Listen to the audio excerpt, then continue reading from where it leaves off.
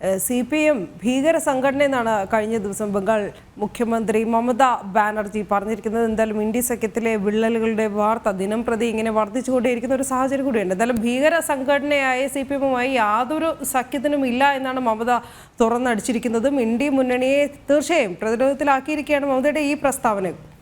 ഗൗതം, ഈ വാർത്തയുടെ വിവരങ്ങൾ കൂടി. മുമ്പ് ബംഗാൾ മുഖ്യമന്ത്രി മമതാ ബാനർജി പറഞ്ഞത് താൻ ഇടതുപക്ഷവുമായി ഉൾപ്പെടെ സഖ്യം ഉണ്ടാക്കാൻ തയ്യാറാണ്, വിട്ടുവീഴ്ചയ്ക്ക് ഒരുക്കമാണ് ഇന്ത്യ മുന്നണിക്കായി എന്ന ഒരു പ്രതികരണം ആഴ്ചകൾക്ക് മുമ്പ് മമത പറഞ്ഞുവെങ്കിൽ ഇന്നലെ വളരെ രൂക്ഷമായ വിമർശനം നോർത്ത് 24 പർഗാനാസിൽ ഒരു പൊതുപരിപാടിയിൽ പങ്കെടുക്കുമ്പോഴാണ് CPM-നെ ഭീകര സംഘടനയായി മമതാ ബാനർജി പ്രഖ്യാപിച്ചത്.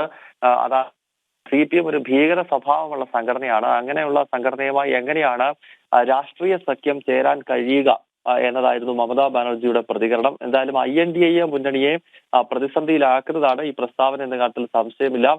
കാരണം CPIM-ഉം CPI-യും ഒക്കെ അടങ്ങുന്ന ഇടതുപക്ഷം ഈ ഇന്ത്യ മുന്നണിയുടെ ഭാഗമാണ്. പശ്ചിമ ബംഗാളിൽ ഒരുമിച്ച് മത്സരിക്കുമെന്നത് സംബന്ധിച്ചുള്ള ചർച്ചകൾ നടന്നിരുന്നു. നിലവിൽ കോൺഗ്രസ് CPM സഖ്യം പശ്ചിമ ബംഗാളിലുണ്ട്. ഇതുകൂടാതെ മമത കൂടി BJP-ക്കെതിരായ സഖ്യത്തിൽ വന്നാൽ ബംഗാളിൽ നേട്ടമുണ്ടാക്കാൻ കഴിയുമെന്ന വിലയിരുത്തൽ ഈ മുന്നണി യോഗങ്ങളിൽ ഉണ്ടായിരുന്നു. എന്തായാലും ഇപ്പോൾ ഈ മുന്നണിയെ തന്നെ ശിഥിലമാക്കുന്ന രീതിയിലുള്ള പ്രതികരണമാണ് ഈ മമതാ ബാനർജിയുടെ ഭാഗത്ത് നിന്നുണ്ടായിരിക്കുന്നത്. ശരി ഗൗതം.